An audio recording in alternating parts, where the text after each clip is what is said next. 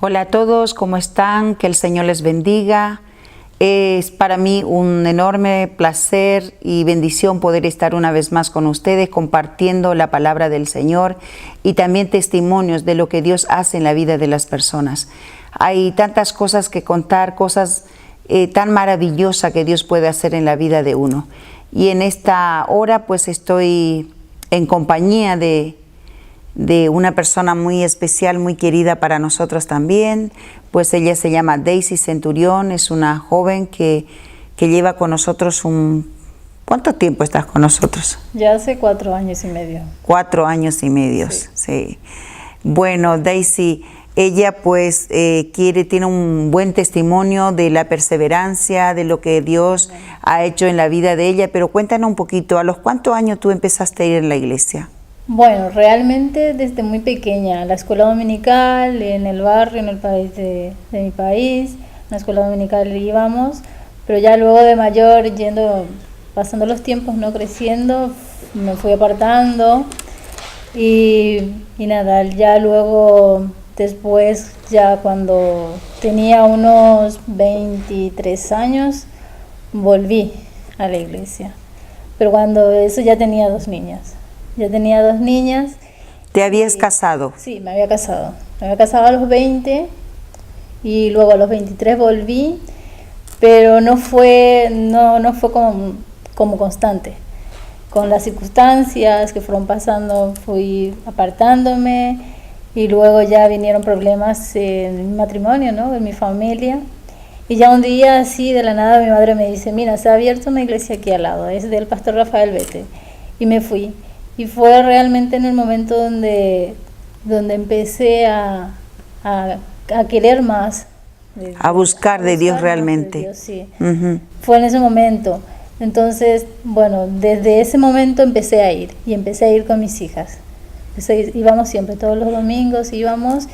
Y nada, ahí fue donde las circunstancias que fueron pasando en mi hogar, en mi familia, pues yo le he dicho al Señor que ya no quería seguir ahí igual, que quería cambiar, que ya no quería sentir lo que siento, o sea, ese vacío de no tener todo sentido para la vida para ti, ¿verdad? Claro, tener una familia pero no realmente.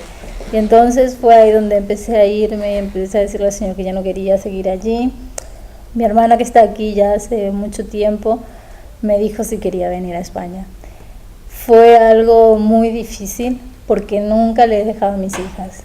Nunca. ¿Tuviste que dejar a tus hijas en tu país para poder venir acá venir a España, a comenzar de nuevo? Sí, pero antes de venir yo le he dicho al Señor que si esta era una oportunidad que Él me daba de salir del pozo donde estaba, porque era un pozo sin salida, que sí, que yo lo acepto, que yo lo voy a seguir.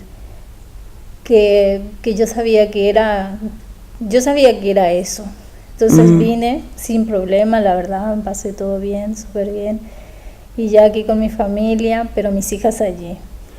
Y fueron tiempos muy duros para ti. Fueron 3 años duros. ¿Cuántos años tenían las niñas cuando las dejaste?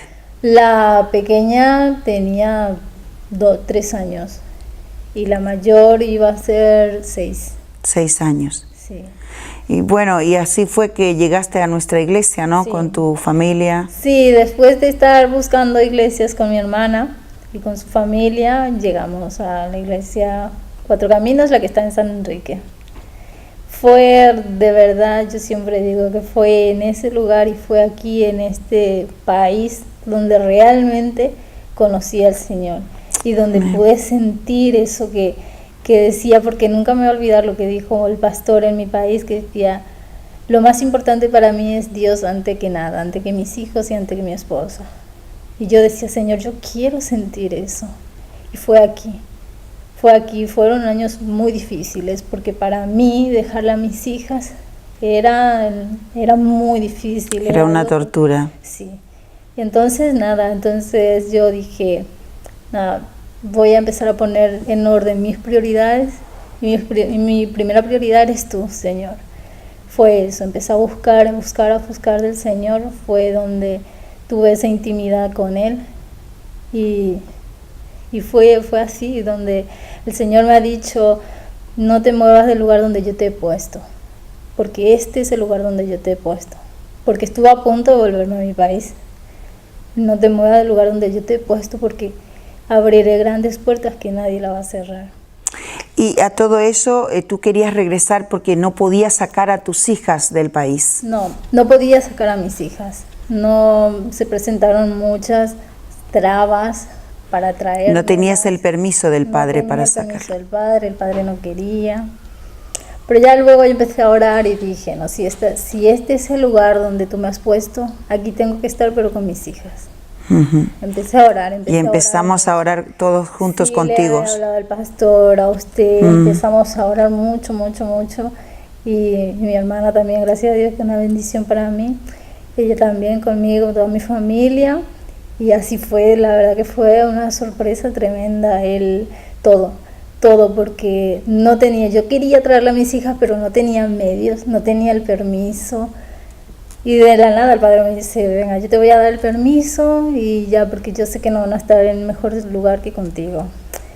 Entonces, ya, qué bueno. Entonces de eso y fue así, donde ya después de 3 años de lucha, de perseverancia, que al fin la pude tener, como les tengo ahora conmigo ya. Qué bien, qué bendición. Sí. Ahora, cuéntanos un poquito, ¿cómo es ser mamá a la distancia?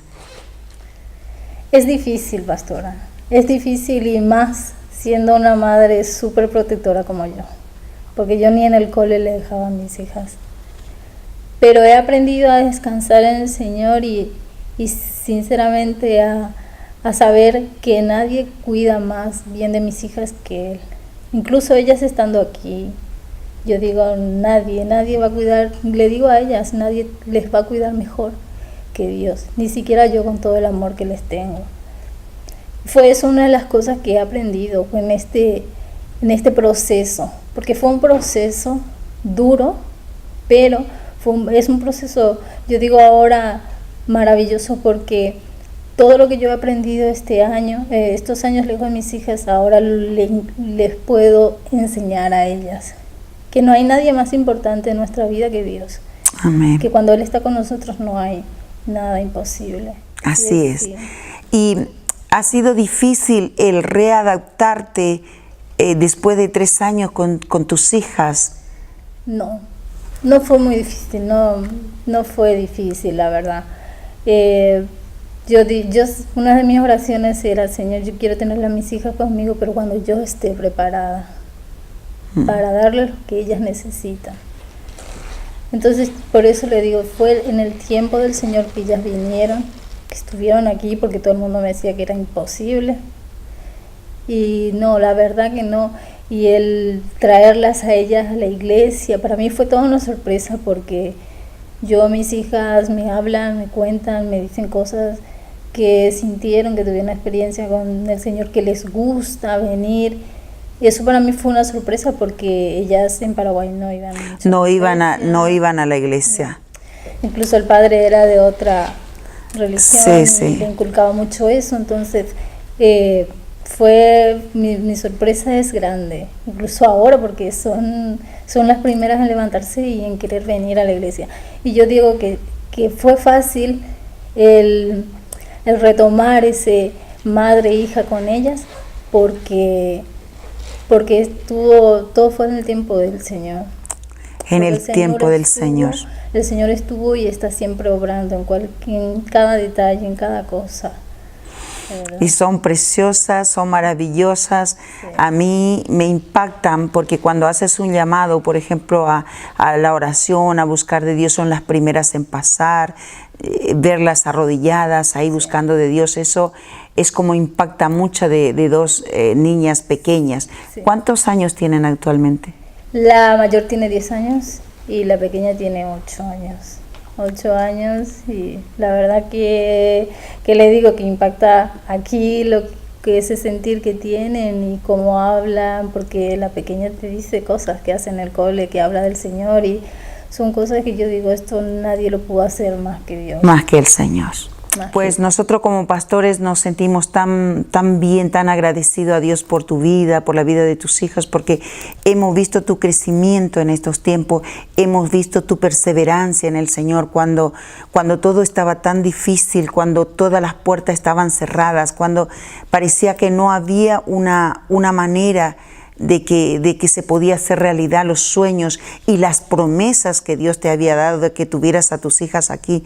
Pero como dijiste hace rato, de un momento a otro es como que Dios abrió todas las puertas y estaban aquí increíblemente feliz. Ellas también se las ve muy felices, Sí, la verdad. verdad que sí. Sí. Muy feliz. Bueno, Daisy, a mí me gustaría que te dirigieras a esas mamás que tienen a sus hijos lejos, que están sin ellos en este país trabajando y luchando para darles una vida mejor. La verdad que yo creo que la vida de una madre es eso, ¿no? Luchar cada día para darle una vida mejor a nuestros hijos. Pero eso solamente realmente lo conseguimos cuando dejamos a nuestros hijos en la mano del Señor. Él los cuida, Él está ahí presente en cada momento, cada instante. Y simplemente es creer en el Señor, que Él abrirá las puertas que están cerradas, porque la voluntad de Dios es que los hijos estén con su madre, ¿no? Con una familia, que tengan un hogar, una familia. Entonces es creer. Yo eso siempre digo, tienes que creer, porque si no crees es como vagar en un pozo sin salida. Pero cuando uno cree fielmente en el Señor y en las promesas que el Señor tiene para uno, eso se cumple. Es estar ahí firme y nunca dejar de orar y dejar de esperar en el Señor y seguir adelante, porque la verdad no estamos solos. El Señor siempre está al lado nuestro y yo sé fielmente que en el momento del Señor esa madre se va a reunir con ese hijo y va a hacer algo aún mejor de lo que planeamos que podría haber sido. Amén. Muchas gracias, Daisy. Así es, queridos amigos, qué importante es poder estar en un lugar donde personas que crean en el Señor te puedan acompañar, puedan orar por ti. Y como decía Daisy, en este momento, en el tiempo de Dios todo es perfecto. Así que mamá, papá, que estáis lejos de vuestros hijos, no se desesperen, intenten descansar en el Señor, que como también dijo ella, no habrá nadie más en el mundo que Él para cuidar de vuestros hijos. Que el Señor les bendiga.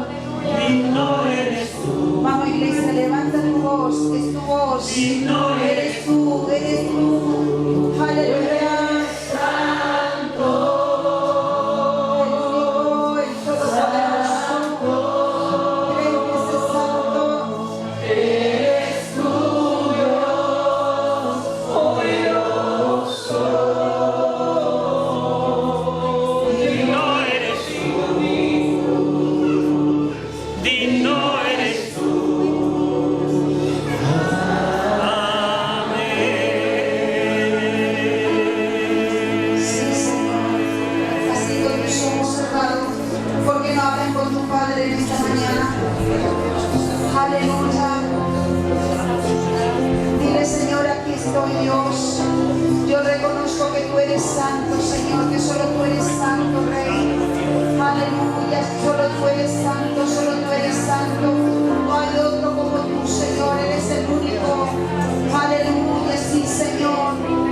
Gracias, Jesús, porque tú eres bueno, porque tú eres bueno, porque tú eres maravilloso, Señor. Aleluya.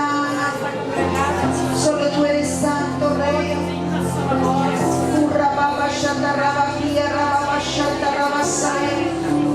Aleluya, sí, Señor. Aleluya, sí, Señor.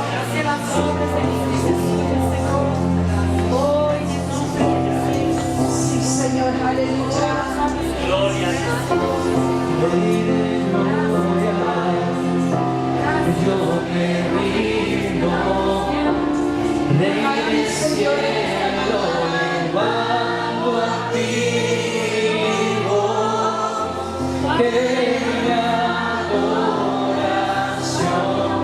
sea grata a ti. Aleluya, Espíritu Santo, Dios fluye esta mañana. Mi deseo es adorarte, mi anhelo es tocar tu corazón, que mi adoración sea grata a ti. Sí, Señor, tú que conoces los corazones, Dios.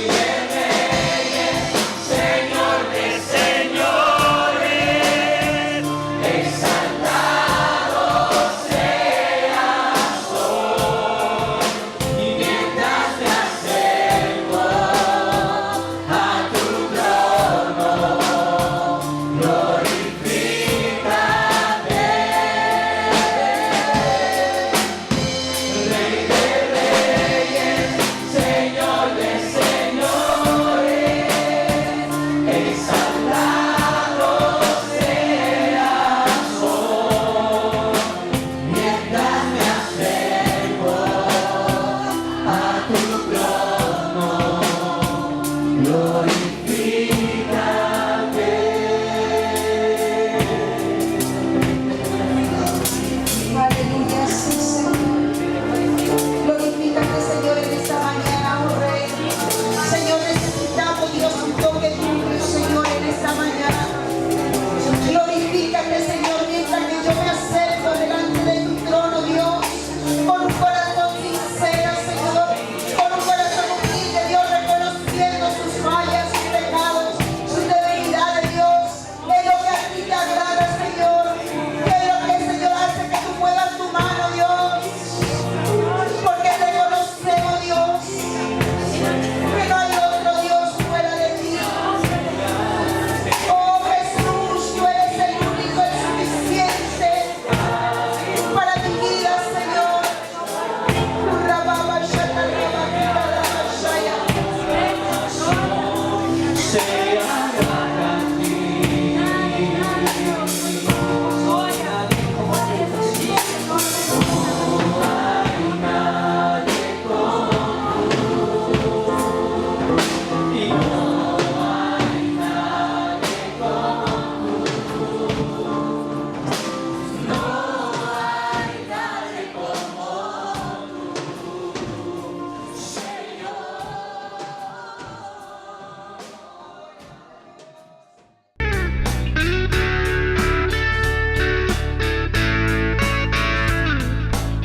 Vamos a orar. Padre, en el nombre de Jesús, ponemos en tus manos nuestras vidas en esta tarde. Pedimos, Dios, que tu palabra, Dios, penetre en nuestras coyunturas, nuestro tuétano, que podamos comprender el propósito, Señor, de cada uno de esos versículos que están establecidos allí en tu palabra. Señor, entendemos que nuestra máxima autoridad eres tú, y a través de ti tu palabra, Dios. A través de tu palabra podemos conocerte, conocer, Señor, lo que tú dejaste. Tu palabra es la palabra profética más segura. Tu palabra es como espada de doble filo que penetra la coyuntura, los tuétanos hasta partir el alma. Discierne los pensamientos del ser humano. Queremos estar, Señor, preparados para enseñar, corregir, redarguir, enseñar, Señor. Estemos preparados para toda buena obra. Por lo cual, Señor, queremos escuchar tu palabra. También tu palabra es una dirección, es una guía, es lámpara a nuestros pies para guiarnos, Señor, en nuestros pasos. Hoy queremos, Señor, preparar nuestra mente, nuestro corazón. Disponemos nuestro tiempo, Dios, Señor, para recibir todo lo que tú tienes para nosotros, Dios, en el nombre de Jesús de Nazaret. Amén. Gloria a Dios. Quiero que me acompañen en el libro, uno de los libros menores, uno de los profetas menores, en el libro de Oseas, capítulo 1, versículo 1 y el 2. Así dice el versículo 1 en adelante, dice: palabra de Jehová que vino a Oseas, hijo de Beeri, en días de Usías, Jotán, Acaz, Ezequías, reyes de Judá, y en los días de Jeroboam, hijo de Joas, rey de Israel. Versículo 2. El principio de la palabra de Jehová por medio de Oseas, dijo Jehová a Oseas: ve, tómate una mujer fornicaria e hijos de fornicación, porque la tierra fornica apartándose de Jehová. Capítulo 3, versículo 1, vamos a leer la segunda vez que el Señor le habla a Oseas y le dice: me dijo otra vez Jehová, ve, ama a una mujer amada de su compañero, aunque adúltera, como el amor de Jehová para con los hijos de Israel, los cuales miran a dioses ajenos y aman tortas de pasa. Versículo 2 dice: la compré entonces para mí por 15 siclos de plata y un homer y medio de cebada. Y le dije: tú serás mía durante muchos días. No fornicarás, ni tomarás otro varón. Lo mismo haré yo contigo. Gloria a Dios. Hablamos de profetas menores porque la Biblia está desglosada. Saben que la Biblia tiene 66 libros. Saben que la Biblia tiene Antiguo y Nuevo Testamento. Pero también está desglosada en libros históricos y libros poéticos, entre los cuales también están los libros proféticos. Entre los libros proféticos hay libros más amplios, que tienen más páginas, más letras, más historias, por lo cual a esos le llamamos profetas mayores. No significa que el profeta sea mayor que el otro profeta, pero sí le llamamos profetas mayores. Y a los que tienen en la Biblia su libro más pequeño, menos hoja, menos profecía, menos historia, se le llama profetas menores. Una vez más, no significa de que un profeta sea mayor que otro profeta. Todos los profetas son importantes para el Señor. Todas las personas son importantes para el Señor. Para llegar a ser un profeta, pasa un proceso de santidad, un proceso de búsqueda del Señor, un proceso de caminar y conocer a Dios, de tal manera conocer al Señor a través de su palabra, para que cuando Él hable, uno no se confunda en la profecía que va a dar. Por eso es importante conocer a Dios, es importante conocer su palabra, para que la profecía sea bíblica, sea correcta, que no nos juegue una mala pasada las emociones, los sentimientos. A veces amamos tanto a alguien que queremos decirle cosas buenas y le decimos: esto Dios me dijo para ti, pero en el fondo se está saliendo de nuestro corazón. Entonces el profeta tiene que conocer. El profeta es una persona muy conocida, muy pública, una persona que la gente ama, es una persona que normalmente es influyente en una sociedad. Un profeta normalmente no pasa desapercibido por donde va. La gente quiere estar con un profeta. Y cuando un profeta es soltero, muchos se quieren casar con ese profeta. Muchos quieren casarse, por eso hay pocos profetas solteros. Muy rápido se casan. A los profetas las hermanas se le acerca y le dice: tengo una profecía para ti. Dios me dijo que me tengo que casar contigo. ¿Sabe que las hermanas, las personas, las mujeres que están llenas de Dios, lo normal es que oren a Dios y que le pidan a Dios: dame un marido que tenga primeramente temor de ti, Dios, que sea santo, que te busque, que te ame? Y otra de las cualidades que ponemos o ponen normalmente es de que tenga un ministerio. Algunos piden específico que sea pastor, evangelista, misionero, maestro, cantante, ministro de alabanza, para que le canten esos días que uno necesita que alguien le cante. Me imagino Patricia decir a Pablo: Pablo, cántame esa canción hoy, que necesito ser fortalecido. Entonces, Oseas era un profeta conocido. Y me imagino Oseas ir a los templos, a las iglesias, a los barrios, y esa mamá mirar a Oseas y decir: hija, ¿por qué no te casas con él? Y anhelar muchas madres que sus hijas se casen con Oseas. Ahora también Oseas, también como ser humano, también oraba por una esposa. Oseas también se guardó. Oseas también estaba lleno de Dios, pero también oraba por una esposa. Y me imagino la oración de Oseas también: que Dios, que tú me dé la esposa que sea tu voluntad. Que la esposa que tú me des sea una mujer que te ame. Una mujer que sea ayuda idónea, no ideona, idónea. Que me ayude, que me acompañe. Que hay momentos que el hombre necesita que esa mujer sea firme.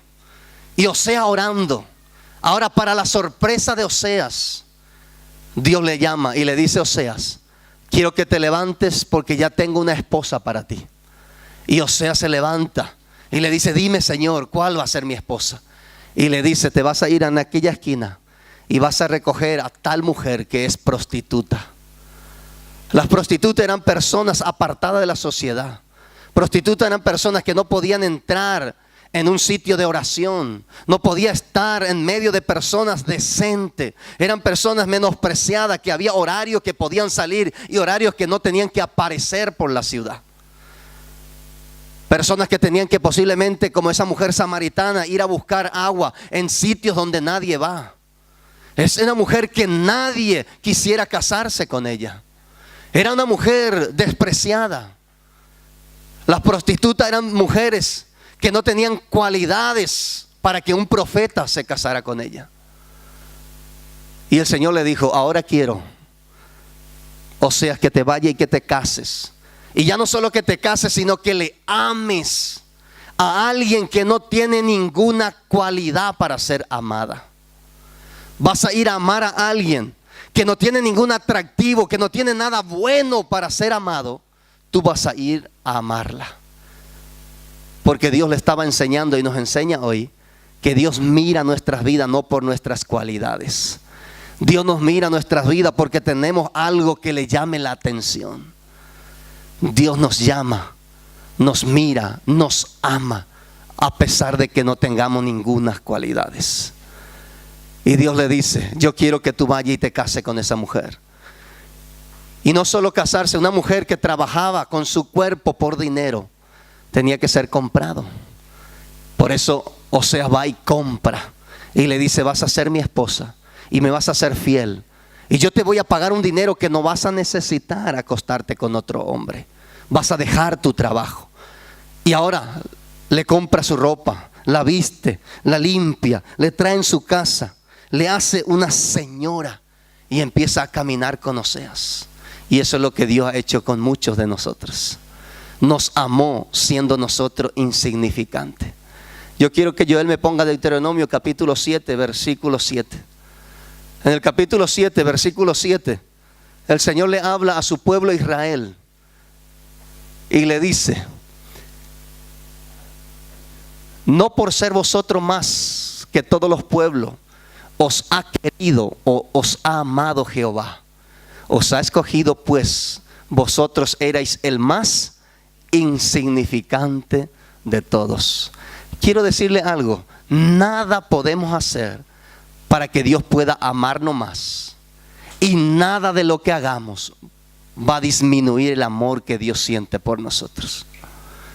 Dios nos ama tanto que nos miró como esa prostituta que estábamos en un rincón, que no buscábamos de Dios, que no teníamos nada digno para que Dios se fijara en nosotros, y se fijó en nosotros, en la ciudad, en el país, en el pueblo donde estábamos perdidos.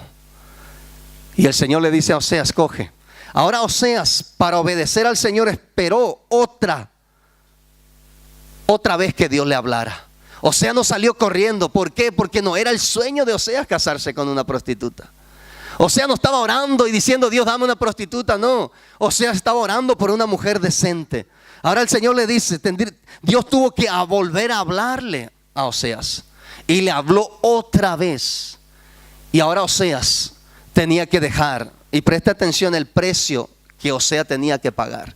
Ya no solo es sacar su dinero y pagar por el tiempo de que esa mujer iba a estar con él, sino Oseas tenía que pagar el precio de recibir el desprecio de su familia. La humillación para Oseas, ser un hombre con ministerio, sirviendo al Señor, reconocido, con una reputación muy decente.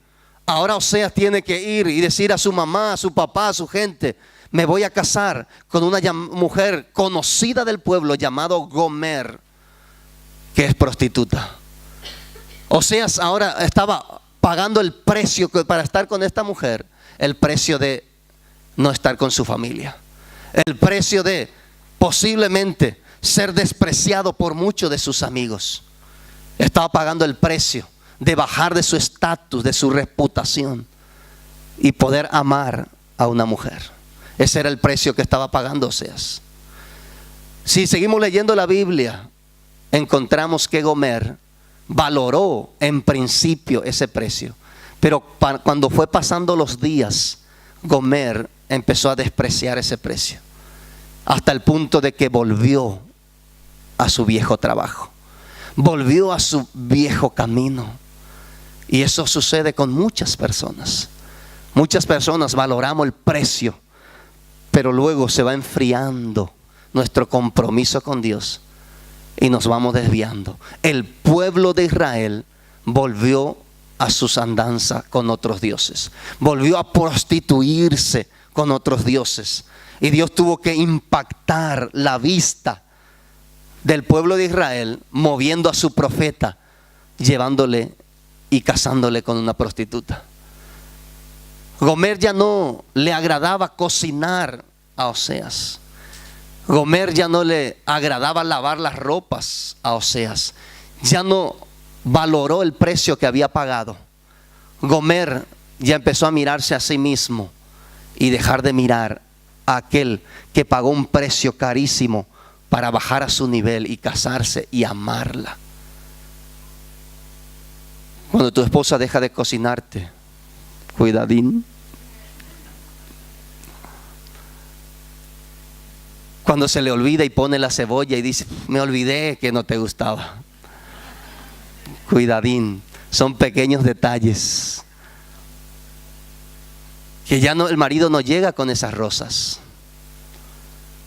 Cuando ya no hay esos piropos espontáneos. Hay varios detalles. Lo mismo pasa en nuestra vida cristiana. Cuando ya no nos agrada tanto las alabanzas. Cuando ya no tenemos tanta hambre de estudiar su palabra. Cuando escuchamos reunión de oración y automáticamente ponemos en primer lugar otras cosas que esa reunión de oración. Son pequeños detalles que nos dice que nos estamos apartando y menospreciando el valor que pagó por nosotros Jesucristo. Pequeños detalles como: antes me arrodillaba y ahora me vale estar sentado. Pequeños detalles como antes yo venía a los cultos de los jueves, los viernes, los miércoles. Pero ahora me vale con venir un domingo. Son pequeños detalles para darnos cuenta que estamos dejando de mirar el precio, el valor. Cuando el apóstol Pablo enseña de la Santa Cena, de la Cena del Señor, era para recordar el precio. Por eso no puso fecha. Hay iglesias como la de Filadelfia, de los gitanos, lo hacen todos los domingos. Y hay iglesias como las nuestras, hacemos una vez al mes. Y hay otras iglesias que hacen una vez al año. No importa, no dio fechas para hacer. Pero sí era necesario hacer, porque era un momento donde volvíamos a recordar el precio que habían pagado por nosotros. Volvíamos a recordar lo que Cristo, de dónde nos sacó, de qué esquina de prostitución, donde estábamos sucios, donde no podíamos tener hijos, donde no valíamos nada. Jesús envió a alguien, un profeta, un amigo, un hermano, y fue y nos dijo: hay un Dios que te ama, hay un Dios que quiere cambiar tu vida. Yo quiero leer con ustedes Romanos. Vayan conmigo a Romanos, el libro de Romanos. Romanos, vamos a leer el capítulo 15. Porque no osaría, dice el apóstol Pablo, hablar sino de lo que Cristo ha hecho por medio de mí para la obediencia de los gentiles, con la palabra y con las obras. El apóstol Pablo dice en el versículo 19: con potencia de señales, prodigios en el poder del Espíritu de Dios, de manera que desde Jerusalén y por los alrededores hasta Ilírico, todo lo he llenado del Evangelio de Cristo. De esta manera me esforcé a predicar el Evangelio, no donde Cristo ya hubiese sido nombrado, para no edificar sobre fundamento ajeno, sino como está escrito: a aquellos a quienes nunca les fue anunciado acerca de Él, verán, y los que nunca han oído de Él, entenderán. El apóstol Pablo tenía tan metido en su vida el valor que Cristo había pagado por él, que él dijo: yo dejo todo y voy a ir a hablar a esas prostitutas que están en las esquinas, que también tienen que conocer de Cristo. Cuando uno deja de hablar de Jesús, es porque su corazón dejó de valorar lo que Cristo ha hecho. Cuando tú te reúnes con una persona, esa persona solo te habla de un tema específico y no te está hablando en ningún momento de Dios, es porque su amor por el Señor se había apagado. Si tú te das cuenta que en tus reuniones, en tus comidas, en tus desayunos, en tus encuentros con las personas, dejaste de hablar de Cristo, es porque posiblemente tu corazón dejó de amar al esposo que dio todo por ti. El apóstol Pablo está diciendo: he predicado todo en Jerusalén, he predicado todo alrededor de Jerusalén, por lo cual me voy a ir a otro sitio donde nunca habían escuchado el Evangelio, porque necesito seguir contando de que Jesús les ama y Jesús le quiere sacar de la inmundicia de sus pecados y limpiarle y hacerle una mujer decente. Y ese cambio es lo que Cristo ha hecho en nosotros y lo que nosotros hoy tenemos que hacer. El apóstol Pablo en el versículo 24, lean conmigo, capítulo 15 de Romanos 24. Él dice: cuando vaya, ¿a dónde? El apóstol Pablo está diciendo: he predicado todo en Jerusalén y sus alrededores. Ahora voy a ir a sitios donde no han oído el Evangelio. ¿Dónde va a ir? 24. Cuando vaya a España, iré a vosotros, porque espero veros al pasar y ser encaminado allá por vosotros, una vez que haya gozado con vosotros. Versículo 28. Así que cuando haya concluido esto, les haya entregado este fruto, pasaré entre vosotros rumbo a España.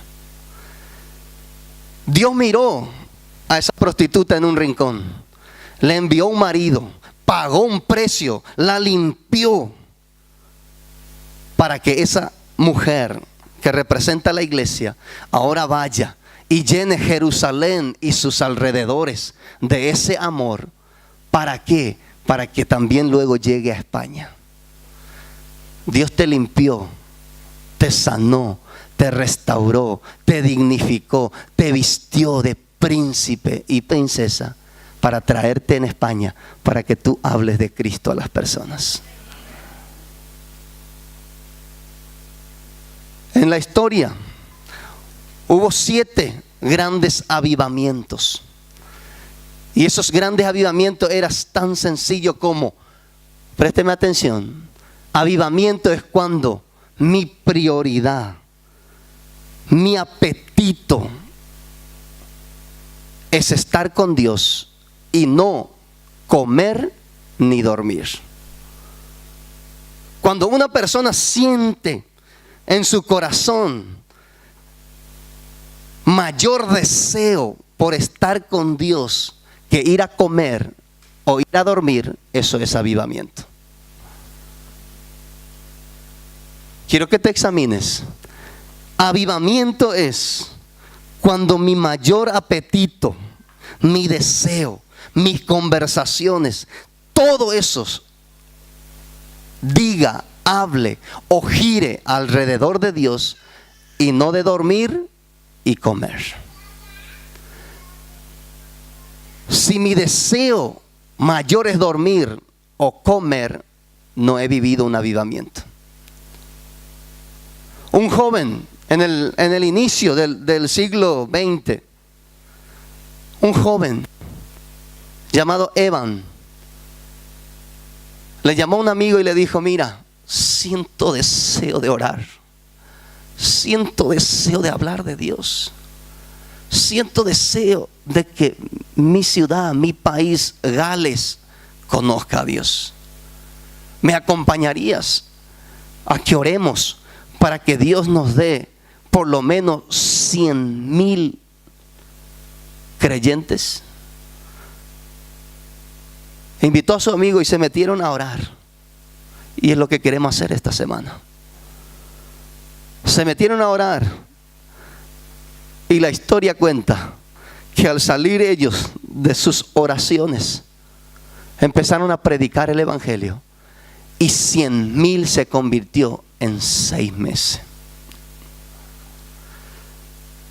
Decirles, hermanos, Pablo quería venir a España porque alguien puso en su corazón España.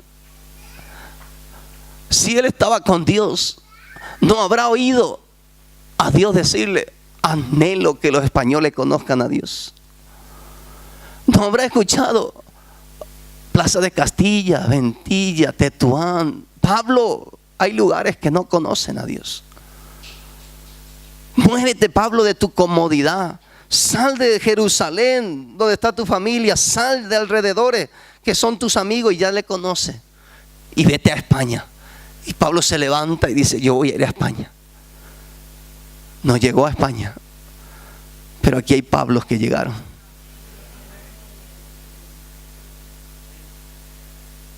Este joven Evan, cuando empezó a predicar, predicaba donde iba: comisarías, restaurantes, bares. Empezaron los bares a cerrarse. Los negocios se cerraban a la hora del culto para venir a la iglesia. Él trabajaba en una mina, donde en la mina tenía muchos compañeros. Se convirtieron todos. Que cuando ellos salieron del culto, presta atención, fueron a la mina. Y allí, para tirar esos carros de la mina, había burros, asnos.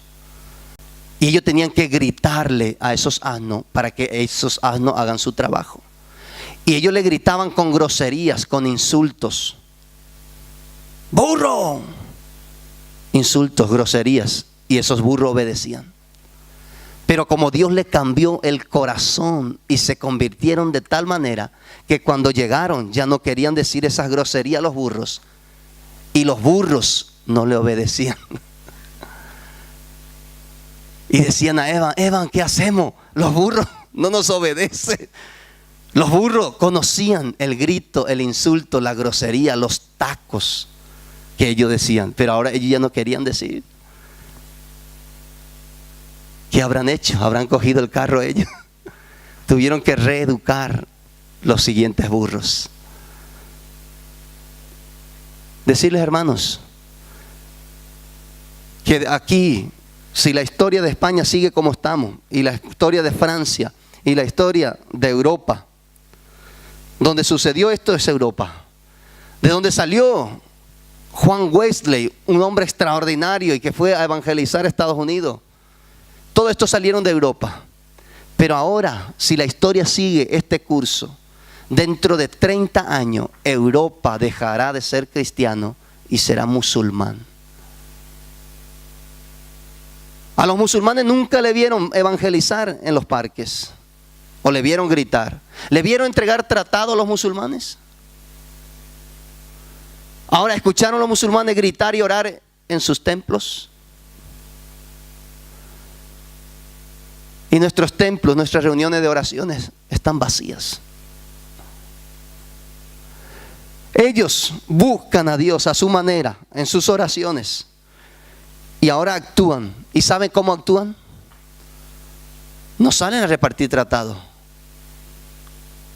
Ellos van y aman a su esposa. Y le aman tanto que le embarazan. Y su esposa queda embarazada y tienen un hijo, 2 hijos, 3 hijos, y el promedio es que tienen 4 hijos. Cuando 2 personas se casan, son 2 personas que luego van a morir, pero quedan 4. De aquí a 30 años ya no son 2, son 4. Ya no son 8 millones, son 16 millones. El cristianismo secular es: me junto 2, porque ni se casan. Tenemos como máximo un hijo. Si nace otro, matamos en los abortos. 2 mueren, se queda 1. Antes había 40, ahora va a haber 20 millones. Por lo cual, maridos, a multiplicarse esta noche.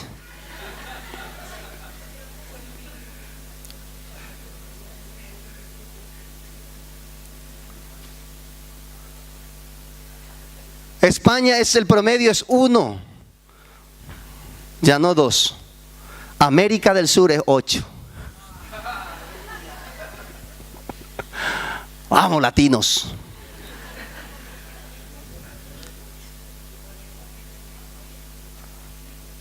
Ahora, hermanos, ¿qué vamos a hacer con nuestros vecindarios? Les quiero invitar a partir de mañana, a las 7 de la mañana, vamos a abrir aquí hasta las 10 de la noche, todo el día, los 21 días. Vamos a clamar por España. Vamos a clamar por Madrid. Y luego tengo ahí un proyecto de evangelización. Y vamos a evangelizar esta zona. Vamos a reevangelizar Europa. Dios nos trajo aquí porque un día nos miró ahí siendo una prostituta, nos llamó, pagó un precio, nos amó, nos vistió de lino fino. ¿Y hoy qué vamos a hacer? La palabra Gomer significa completo, y la palabra Osea significa Dios salva. Dios salva por completo. Si ustedes leen la historia de Oseas, se van a dar cuenta que Oseas le prometió comida, le prometió todo. Dios nos prometió todo. No nos va a faltar nada. Pero tenemos que enfocar nuestras vidas en agradar a Dios. Esta mañana o ya esta tarde, tal vez algunos se sienten como Gomer, que sienten que se va enfriando esa pasión por ese marido. Esta es la mañana de decirle: Dios, yo quiero volver a ponerte a ti en primer lugar. Y si tú has puesto a Dios en primer lugar, esta semana es fundamental. Ven que vamos a orar juntos y vamos a ver el avivamiento en nuestro entorno. Si Pablo no pudo llegar, yo creo que este es nuestro tiempo. Es tiempo de clamar a Dios. Clamar por nuestras vidas, como enseñó mi esposa. Clamar por nuestra ciudad y nuestro barrio.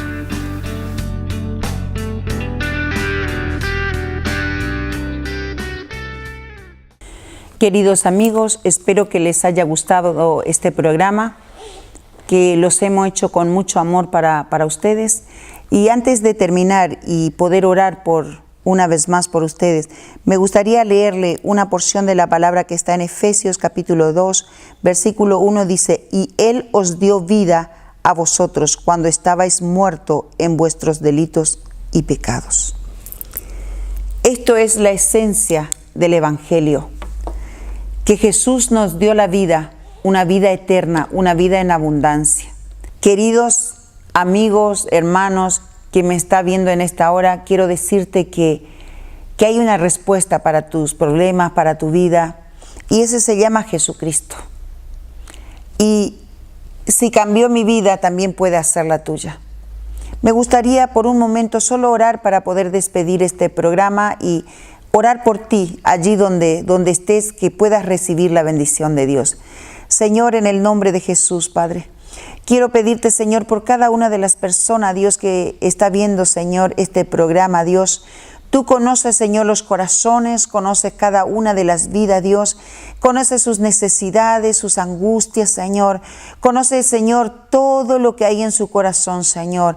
Padre, te ruego, Dios, que tú puedas obrar en cada circunstancia, Señor. Aquellas personas que están necesitando, Dios, un milagro en su vida, Señor. Que tú puedas, Señor, obrar, Padre Santo, trayendo alivio, trayendo paz, Señor, trayendo esperanza, restauración, Señor, y restitución, Dios.